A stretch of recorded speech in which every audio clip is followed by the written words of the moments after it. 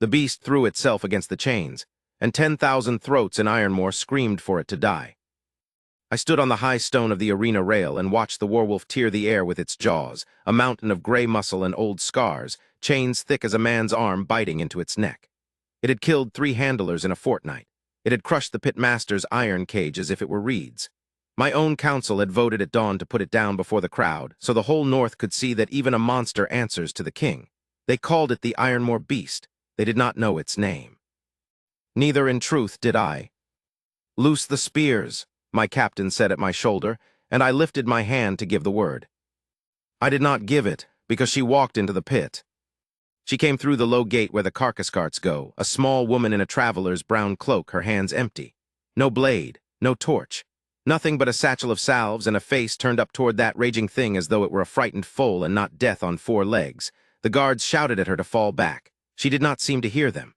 The crowd's roar curdled into something confused, then hungry, waiting to watch her torn apart. My wolf rose under my skin, so fast it stole my breath. "Get her out," I said. 2 of my guards vaulted the rail. She lifted one hand toward them without looking away from the beast, palm open, and there was such quiet command in it that they stopped. Grown warriors stopped by an unarmed girl. I have ruled the North for 11 years, and I have never seen men obey a stranger like that. The direwolf lunged the length of its chain and snapped its jaws a handspan from her throat. She did not flinch. I was already moving. I do not remember choosing to. I was on the sand before I had decided to be, my sword half drawn, my heart a war drum, close enough now to see her clearly. Dark hair come loose from its braid. Gray eyes the exact gray of the beast's own pelt, though I did not mark that yet. A traveling beast keeper, the guards would tell me later, who tended lamed oxen and fevered hounds from village to village and asked for bread in payment. Her name was Marin. "Step back," I told her low, so the crowd would not hear a king plead. "You cannot calm this thing. Better men have tried, and I buried what was left of them." She looked at me then, only for a breath, and something crossed her face that I have spent every day since trying to name. Not fear of me. Recognition, almost. As if she had been walking toward this pit her whole life and had only now understood why. "He isn't a thing," she said. "He's only forgotten who he is." Then she began to sing. It was not a grand song. It was barely more than a hum, a few soft notes that a mother might give a child in the dark, and threaded through them was a word. A name. Not the name the pit masters had spat, not any name I knew, an old name, a true name, worn smooth as a river stone.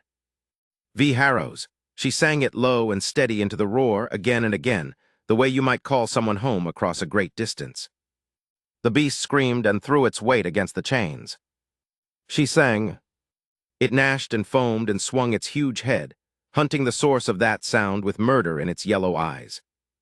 She sang, and she took one step closer, and then another, singing his name, and I stood frozen with my blade forgotten in my hand, because I could not tell whether I was watching a woman die or watching something holy. And then the beast faltered. Between one lunge and the next, the great head slowed. The chains went slack.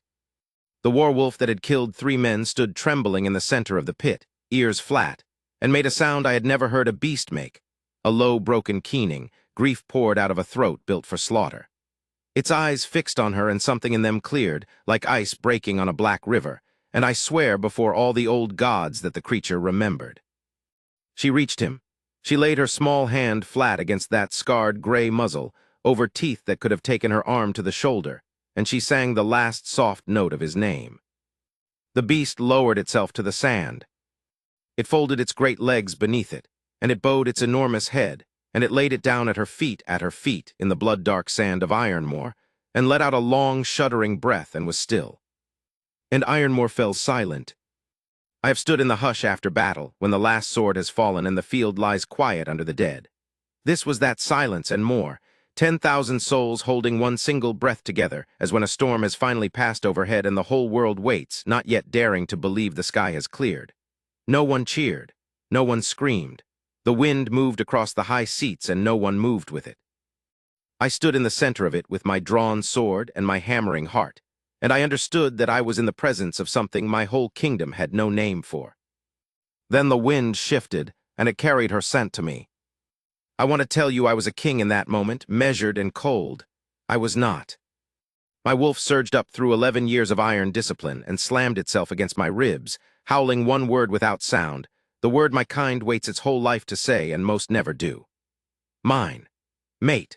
Beneath the traveler's dust and the beast's blood there was a scent like rain on warm stone, like home, like the one true thing, and it went into me and rearranged everything I had ever believed about my own life. She was my fated mate, and the war beast that no chain could hold had bowed to her because she was its bonded Luna, lost to it long ago, a Luna torn from her pack in some old cruelty, wandering the roads healing strangers' oxen, never knowing that the great gray wolf pining in the northern pits was howling for her across all those years. I sheathed my sword. In the enormous quiet, the sound of the blade going home rang like a bell, and up in the high seats a single old woman began to weep, and then another, though not one of them could have said why. For my part, I knew why. My kind believes the fated bond is a gift given once in 100 lifetimes, that most kings live and die without ever scenting their mate, that to find her is to be handed your own soul walking toward you on 2 feet. I had stopped believing it years ago. I had ruled alone and told myself I preferred it. And now she stood before me in a traveler's brown cloak with a war beast asleep at her feet, and every cold thing I had built inside myself for 11 years quietly fell down. I crossed the sand slowly, palms open, the way one approaches something too precious to startle. The beast's eye rolled toward me and a growl began deep in its chest, a warning, its old guarding instinct waking. She quieted it with a touch and a murmur, and it subsided, watching me. "My lady," I said, and I who had never bent my neck to any living soul went down on one knee before her in front of my whole kingdom so that my eyes were below hers. "I have made a grave mistake this morning. I called for the death of a king's own wolf, and I nearly loosed spears upon a Luna of the blood. Forgive me. Ironmoor is yours, and my voice, which has commanded armies, was not steady. I would know your name from your own lips, if you will give it." She looked down at me, and at the beast breathing slow between us, and her gray eyes filled but did not spill. "Marin," she said, "only Marin. I have never been anything grander than that." "You have always been grander than that," I told her. "You simply were not told." I saw the moment it reached her, the same recognition I carried, rising in her at last, the pull between us drawing tight as a bowstring. She had felt it when she looked at me across the sand. She had a name for it now. "I don't understand what's happening to me," she whispered. "Nor do I confessed, and it was the truest thing I had said in years. "But I know what you are. You are the missing thing this whole pack has grieved and never named." "You are his," I glanced at the sleeping beast.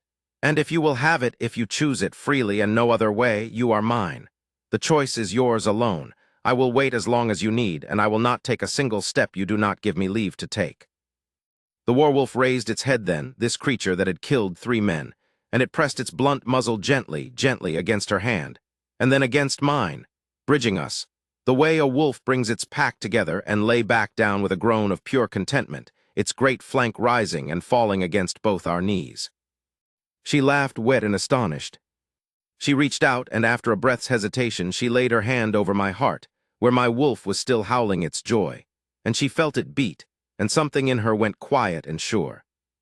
"I've been so tired," she said softly, "for so long, and I never knew why." "You were walking home," I said. "You only had a great way to come." "That was a year ago. Ironmoor no longer has a pit.